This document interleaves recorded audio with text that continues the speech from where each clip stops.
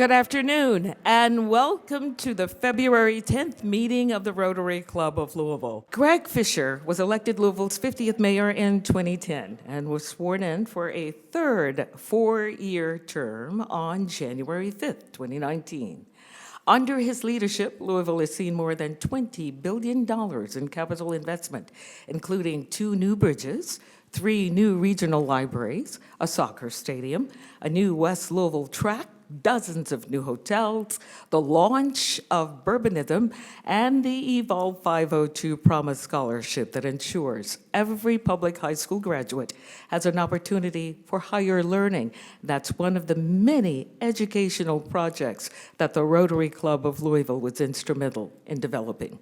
Mayor Fischer was elected by the Mayors of America to be president of the U.S. Conference of Mayors in 2020 and serves as the immediate past president. The mayor is a graduate of Trinity High School and Vanderbilt University, married to Dr. Alexandra Gerasimides, the daughter of Greek immigrants who were uprooted during the Greek Civil War. The couple have 4 adult children and 1 granddaughter and one granddaughter. Everybody's got grandkids but me. Please join me in welcoming Mayor Greg Fischer to the Rotary of Louisville stage. Well, I'm certainly honored to be with you all today to deliver my final State of the City address. It's a little surreal, Ashley, but here we go. I want to thank David Beck for hosting us at the beautiful Kentucky International Convention Center. We in the city worked hand in hand with the state and Louisville Tourism to invest $207 million here to grow our convention and tourism success. It's beautiful. Thanks to the Rotary Club for hosting this event and showing what true service is, through Promise Scholarships, a mentoring program, and your wisdom in choosing Gene West as the first Black Louisvillian to lead this organization. Good job, Gene.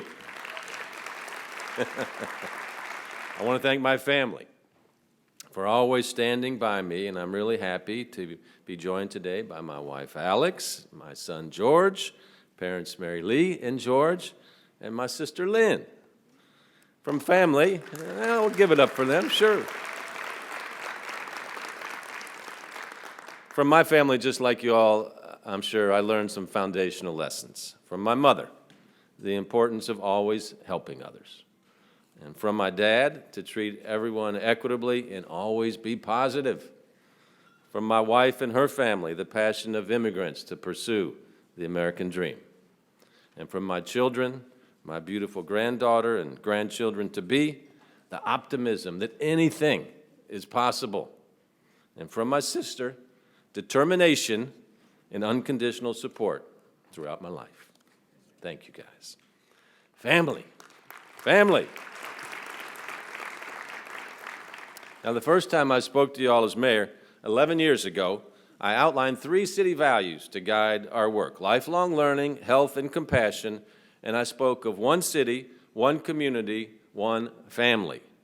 Because we are the city of Thomas Merton's Epiphany, each of us shining like the sun, belonging to each other, our individual success dependent on our collective success. And so it is with cities. We're in this together, and together we have done so much. First, the city looks really different from when I took office 11 years ago. You can start here and look outside. Since 2014, $21 billion has been invested in our built environment. That includes a new, vibrant walking bridge and 2 new bridges with 32 million vehicle crossings last year. Their very existence is emblematic of our progress after the project had stalled for 40 years. Our city footprint now includes a world-class soccer stadium, an energized Whiskey Row, and over 100 new hotels, 15 of them downtown. By the end of our term, our Public Works team will have repaved 2,000 miles of roads, 88 miles of bike and scooter-related lanes, and 350,000 feet of ADA-compliant sidewalks. The long-awaited transformation of Dixie Highway is finished. Colonial Gardens has been restored as the go-to place for business lunches, date nights, and family meals by Iroquois Park. And recognizing that libraries are central to lifelong learning and community connections, we built 3 new regional libraries, a new branch in Middletown, and renovated branches in St. Matthews, Iroquois, Bon Air, Shawnee, and Shively.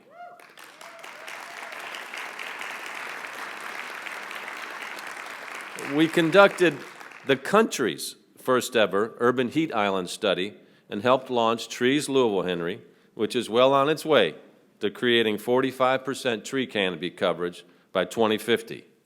Our park system has seen wonderful growth.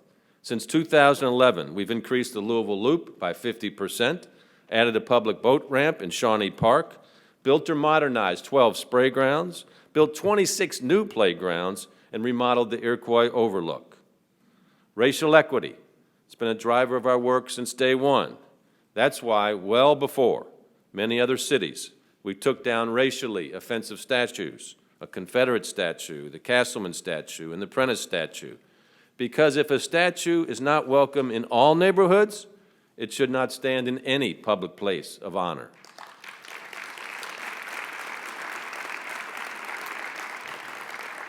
That equity lens is also why over $1.2 billion of new capital investment has been made in West Louisville. My team won a $29 million federal grant, which we've leveraged to create over $250 million to completely redevelop the Beecher Terrace area. The Russell Place of Promise project models how to regenerate neighborhoods without displacing residents by gathering input at 200+ community meetings, and it's powered by the stalwart determination of people like Jackie Floyd. We now have the new Norton Healthcare Sports and Learning Center, developed by the Louisville Urban League. Metro donated the land and was the lead investor, providing the first $10 million. We contributed a separate $10 million as the lead investor for the West End Opportunity Partnership. And soon we will break ground on Waterfront Park Phase 4, a 22-acre expansion connecting downtown and West Louisville along our beautiful waterfront. All of this work, it grows the character of our neighborhoods, including those that have seen dramatic growth since I took office, like Nulu, Butchertown, Russell, Shelby Park, Beachmont, Fern Creek, and many others. And the changes to our neighborhoods haven't just been bridges, libraries, and roads. Think about what the lack of a home does to someone trying to hold down a job, get kids to school, stay safe from COVID. Home is central to every family, and the lack of one is an unconscionable obstacle. And that's why we've invested record amounts in affordable housing, $106 million since 2014, creating or preserving 5,000 home units. Metro Council was a true partner on this effort, and none more so than their champion in this work, Bill Hollander. Thank you, Bill.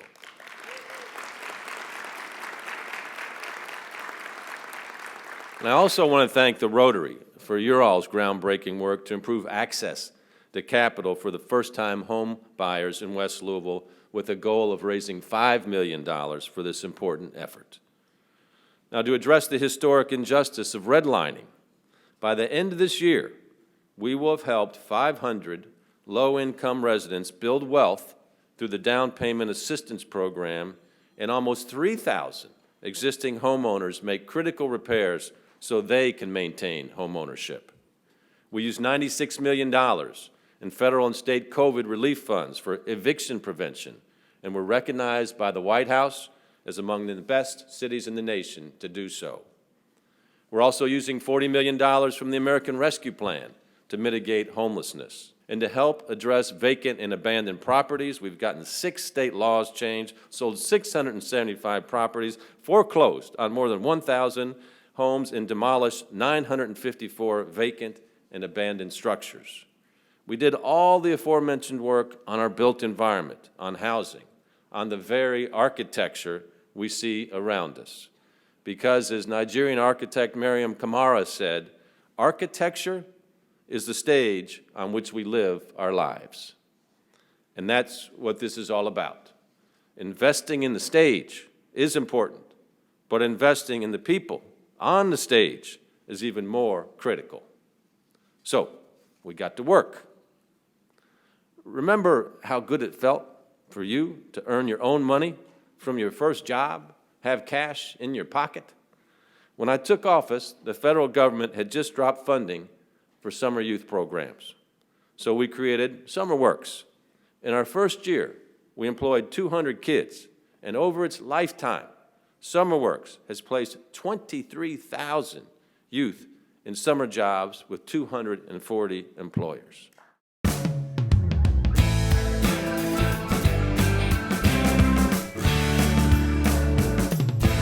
My name is Joshua Jose, and I am a co-op here at GE Appliances Hire, and I'm working with the Advanced Manufacturing Engineering team. My duties are to essentially diagnose some of the problems on the line and see how we can fix them.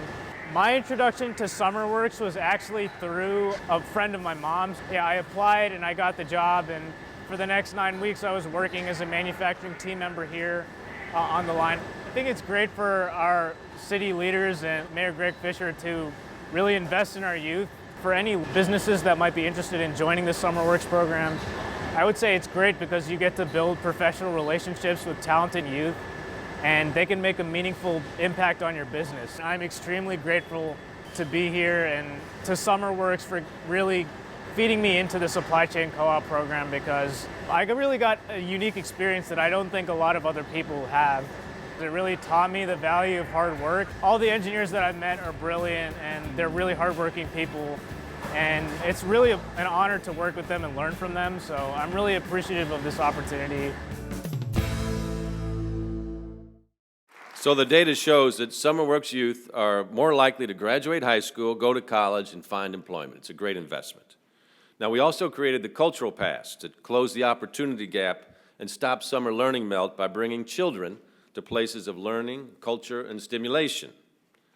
Now, once upon a time, a young girl visited an exhibit about the human body. It inspired her, and she said, "I want to be a doctor someday." And she became Dr. Alexandra Gerasimides and my wife. So that museum changed her life, and it certainly changed mine as well. And the 260,000 cultural passes we have distributed have changed countless lives, inspiring future scientists, future artists, and yes, more future doctors. We also worked with JCPS and the University of Virginia to launch the groundbreaking Compassionate Schools Project. 45 elementary schools are teaching 20,000 students about empathy, love, and compassion for their fellow human beings and accelerate their learning. When I took office, community partners were working to increase the number of residents with college degrees. 55,000 degrees was a great success, led by Mary Gwen Wheeler, seeing a 22% increase in degree attainment. But too many cannot afford higher education, and we know that post-secondary education is the #1 disruptor of poverty. So our community created Evolve 502 and a college promise scholarship for JCPS graduates. I decided to run for a third term as mayor, in large part to make those scholarships a reality. Since then, Evolve 502 has raised $22 million, including $3 million from Metro government. With that, there is enough scholarship funding for all current JCPS 8th through 12th graders.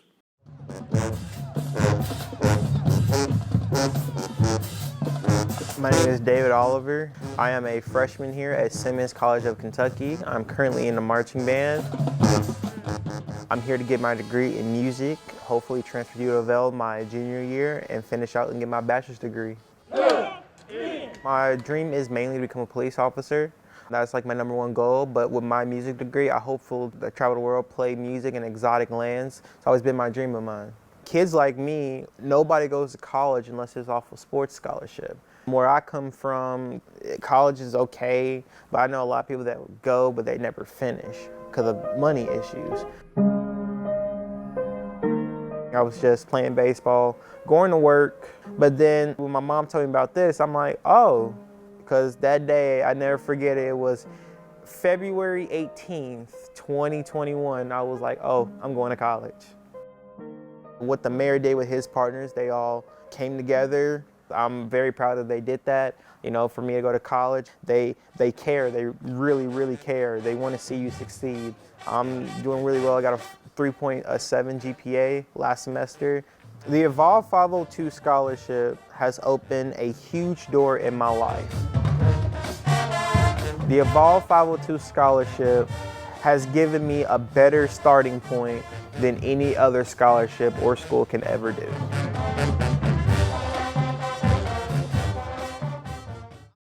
So I urge all of you all to contribute so that we can create even more promised scholars like Rotary has for Western and Iroquois high school students. Code Louisville is another great example of our commitment to lifelong learning, placing 680 graduates into higher-paying tech jobs. We've accelerated that mission with the Future of Work initiative, building equitable pathways into data economy jobs in artificial intelligence, the Internet of Things, and data science. Since small businesses are the backbone of any city's economy, we've made $55 million in loans and grants to over 1,200 businesses to help them prosper and for some to simply survive through the pandemic. Now, every great city must have a year-round hospitality and tourism attraction. And before I was mayor, I often wondered, why didn't we promote our bourbon and local food scene more? So with partners across the community, we created Bourbonism, with Louisville as a trailhead, fueled by $262 million of investments and 10 new distillery and bourbon experiences and wonderful culinary additions.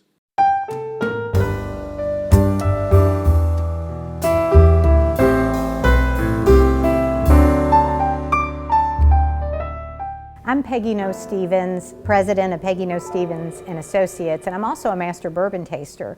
I was the founder of the Bourbon Women Association, but more than anything, I'm proud to be a Louisvillian. When someone says, what does a master bourbon taster do? The first thing I tell them is it takes a lot of practice, and that's a good thing for me. But at the same time, it's really just appreciating the rich culture and heritage and the agriculture that goes into making our fine spirit. Looking back and working in hospitality and tourism and bourbon for the last 30 years, the last 10 years probably have been our most successful.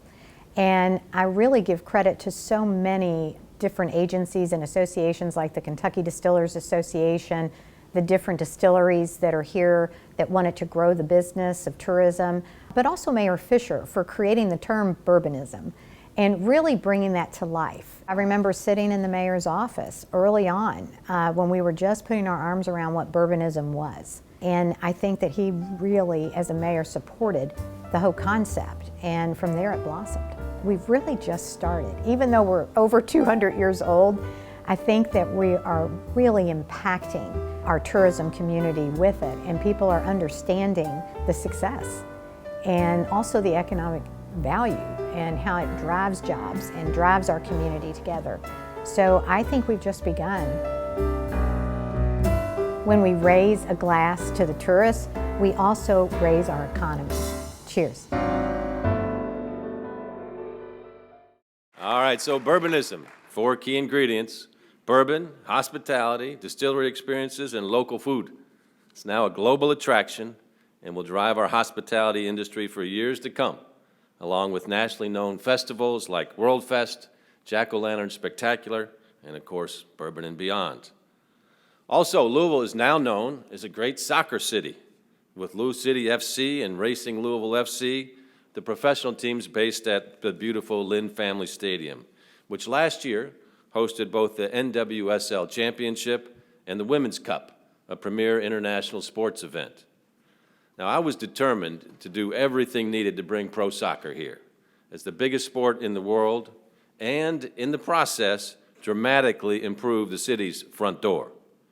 Remember, Frank, that hideous view along I-64 of the brownfield filled with rusting storage tanks and junk cars?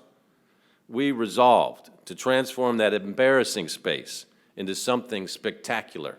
And with the leadership of the great ownership group of Louisville Soccer Holdings, my team, and countless others, our city has created a burgeoning soccer district and was recently named one of Wallet Hub's best soccer cities in America. Yeah.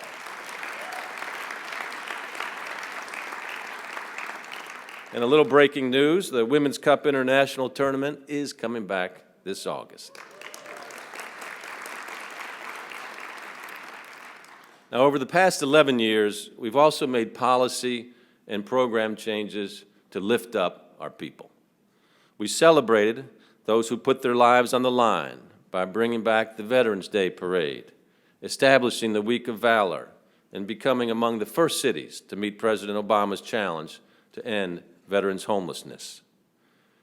We've had a huge turnaround at Metro Animal Services, transforming an outdated facility with an abysmal 68% live release rate into a modern facility with a live release rate of 95%. We've cemented our reputation. There we go, our furry friend fans here. We've cemented our reputation as the leader in the country's aging and health innovation industry, and now have more companies in this space than anywhere else in the nation.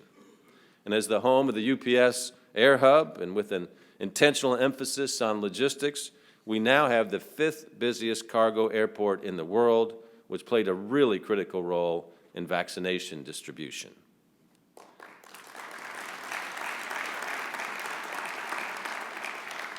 From the start of my administration, and inspired by my mom, we created a framework for our city value of compassion. And each year, Give a Day has brought more volunteers and more acts of compassion. Overall, Give a Day has meant an astounding 1.3 million acts of compassion here in our city. Let's go. I'll take the kids. It's people helping each other, it's people lifting each other up, it's people caring about each other. And that's what Give a Day is all about.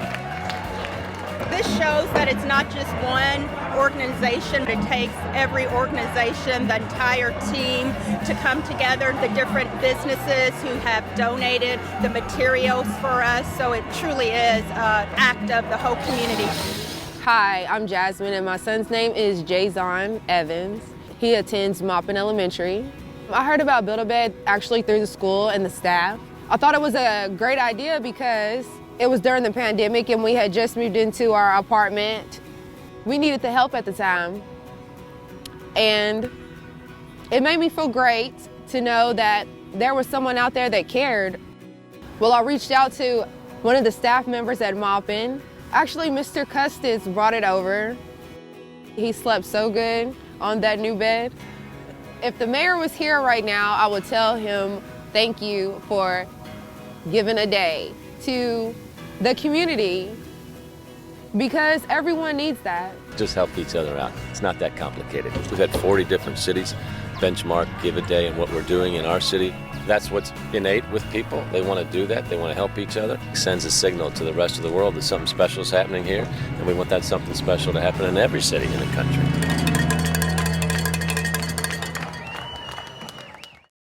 Thank you, Janice, and thank you to Brenda Frank also.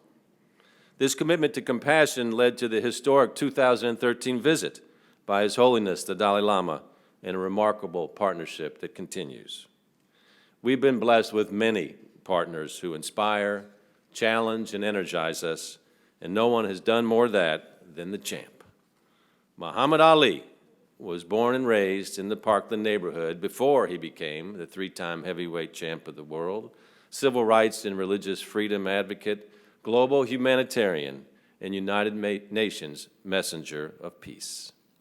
Hello to all my friends in Louisville, Kentucky. Joe Martin, Fred Stoner, all of my friends in Louisville, Kentucky, where I started. I'm recognized all over the world now, but my greatness came and started in Louisville, Kentucky. And that's one of the greatest cities in America, Louisville, Kentucky. And I predict that Louisville, Kentucky will have another world champion, because Louisville is the greatest. Louisville is the greatest.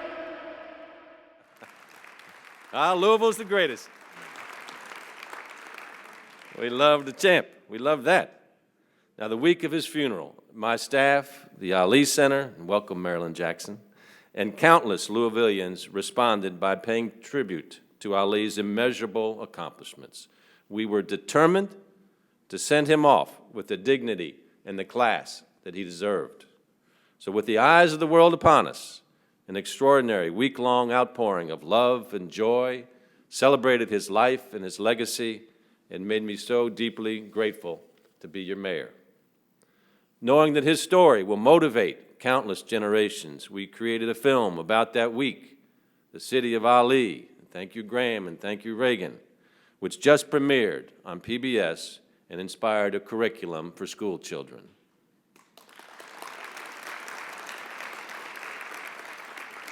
And so that everybody who lands in Louisville, the greatest city of all time, is inspired by Muhammad, we renamed our airport after the greatest of all time. Now, the champ would be proud of the work that we have undertaken to lift up every Louisvillian. That includes 20,000 more Louisvillians living above the poverty line, plus 20,000 families have now worked their way into the middle class.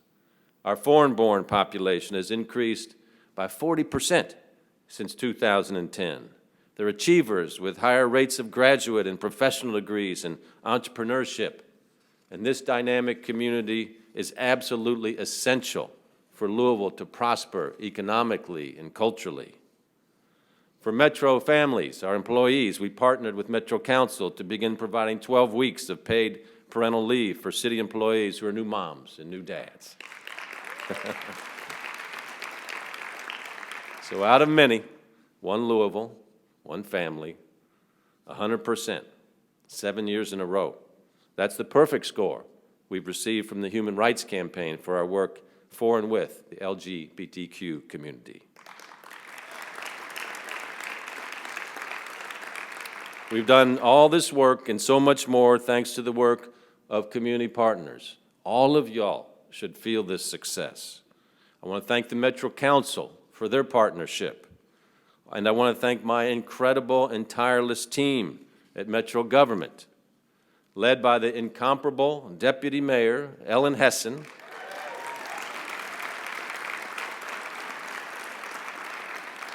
Our team has given its heart and its soul to our city and her people. They've done this by focusing on citizens and delivering excellent services, applying data to improve and innovate, doggedly addressing inequities, growing our economy, and fearlessly and without hesitation acknowledging and addressing performance weaknesses. Louisville has one of the most celebrated city governments in the nation, and the team's hard work was a big part of why I was elected by the nation's mayors to lead the United States Conference of Mayors during one of the most difficult times for cities in recent history. It's also why last year Louisville was named one of only 2 cities to ever achieve the coveted What Works Cities Platinum recognition, the standard for database decisions and operational excellence.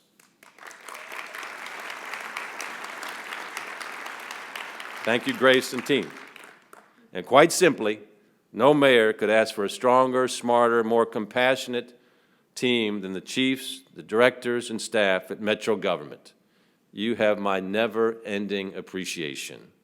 And a special shout-out for our public safety teams, police, fire, corrections, EMS, and EMA. So for all those Metro employees watching, and for those here, please stand so we can recognize you all. Please stand if you're a Metro employee.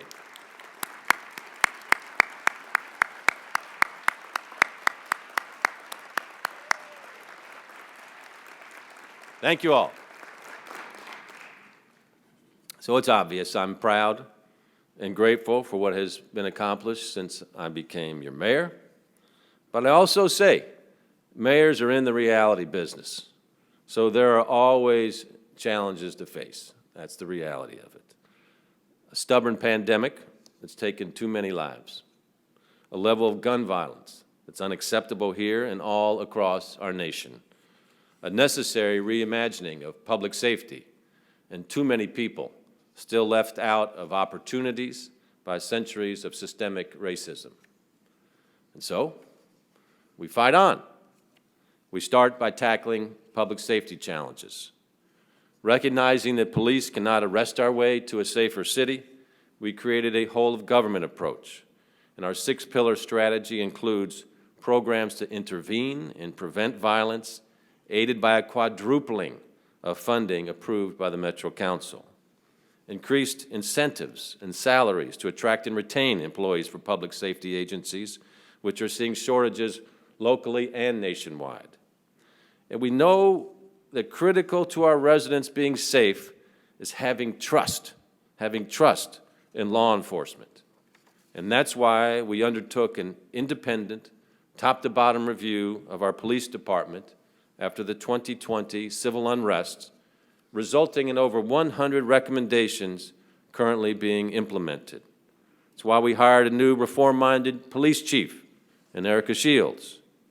It's why we instituted a Civilian Review and Accountability Board and hired our first Inspector General to ensure greater police oversight. And we're working closely with the Department of Justice to identify and implement best practices for accountability and community trust. Policing. It's at a critical inflection point, locally and all throughout our country.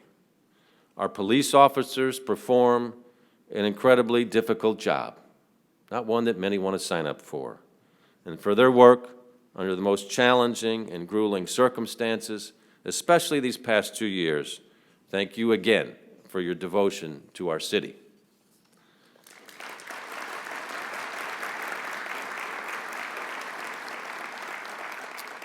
Now, great teams, they can appreciate each other, but they can also recognize that there's unfinished business. Our nation cannot ignore a history of sometimes unconstitutional, unequal policing with disproportionate impact on communities of color. That history and the tragic, unacceptable deaths of George Floyd, Ahmaud Arbery, and our own Breonna Taylor underline the urgent need for improvement and reform. And so did those who turned out in 2020 to protest racial injustice. For me, I felt immense grief over the loss of life and frustration that my lifelong commitments to compassion and racial equity had come up short. But I'm grateful to those protesters, change agents that fueled action here in our city. They were right to demand more, demand better, demand faster. And I'm grateful to be part of a community that holds its leader accountable to the idea of a beautiful human value like compassion.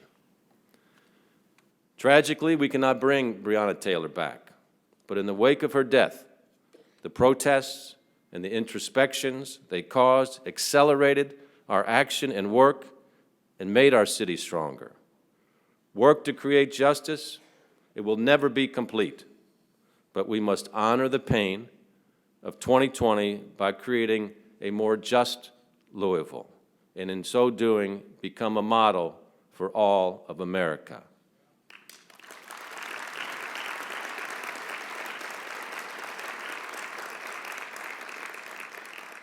It's certainly an understatement to say that COVID has been a challenge, but when it struck in 2020, I had confidence in our public health team and our residents to beat back the pandemic with every resource that we had, and we have. Our public health team launched LouVax with over 1,000 volunteers, spread knowledge about the dastardly virus throughout the community, and vaccines and testing are now readily available everywhere. Today, 74% of us, about 560,000 people, have received at least the first dose of the vaccine. 64% are fully vaccinated.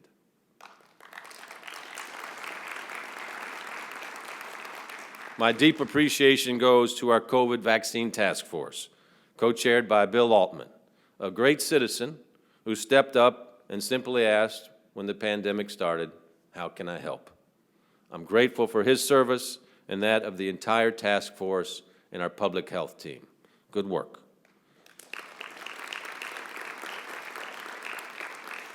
Now, we've learned to remain humble to this virus, but data indicates that better days are certainly ahead. Now, data also shows the incredible economic momentum recovering from the pandemic recession. We've recovered 99.5% of the jobs lost before the pandemic, and that compares to a national recovery of 85%. Extraordinary outperformance. Our unemployment rate is currently at 3%, lower than when COVID hit, and nearly a full point lower than the national rate. Since I took office, Louisville has added more than 80,000 private sector jobs. Our wage growth, adjusted for the cost of living, increased 13%. And we just had a record January for economic development, adding almost 800 jobs and $170 million in new investment.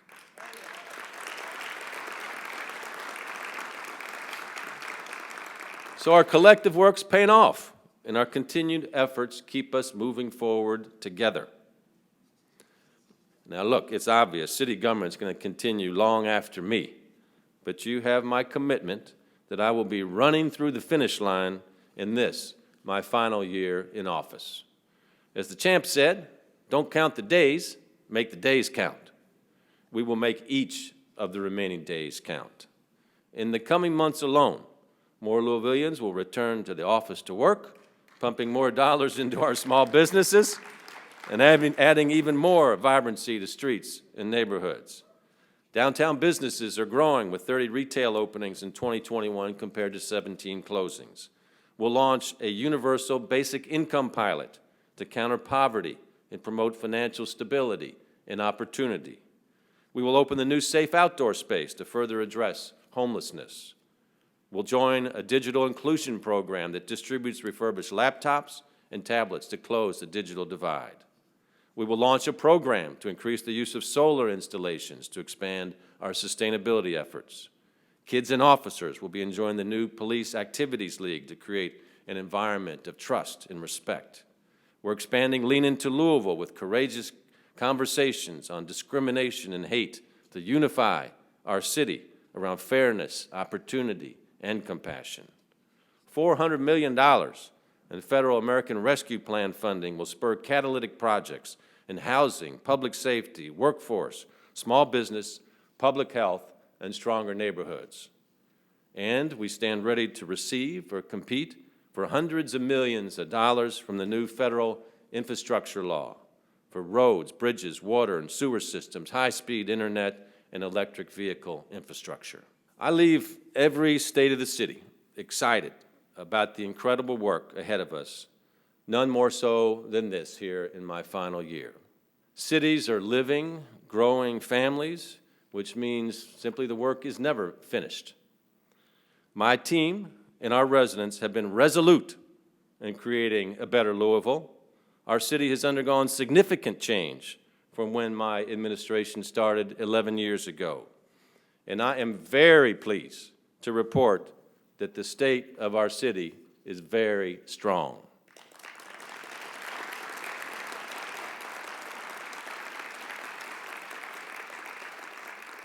Together, we have achieved remarkable accomplishments in the face of daunting odds, and we have laid the foundation for even more dramatic progress in every Louisville neighborhood for every Louisville family. Headlines and events show that America is in a time of tumult, torn by tribalism, suspicion and distrust of the other, consumers and spreaders of misinformation. And those headlines have some truth. But that does not have to be our destiny, and it will not be. We will choose unity, compassion, and family. This will be our path. And as the three-term mayor of the greatest city in the world, one with a bit more gray hair, I have seen that magic happens when we work collectively, when we offer grace, empathy, and love, when we work selflessly to spread joy without concern for personal credit. 96 years ago, Black historian Carter G. Woodson, son of former slaves and a graduate of Berea College, created Negro History Week, the precursor to Black History Month, which we celebrate this month. Woodson was not just a historian, but a determined activist for the equality of Black Americans. In his efforts to combat racist businesses, he urged others to banish fear, saying, "I'm ready to act if I can find brave men to help me." I look around this room and I see brave men and I see brave women. I look all over our city and see Louisvillians who stand up in the face of fear and work tirelessly with hope and belief and a better tomorrow. Everywhere I look, I see partners in the progress that we have made. So, commit to being brave. Seize this moment in our history with vigor and determination. One family, fighting for a better future together. One city, Louisville, our city. Thank you.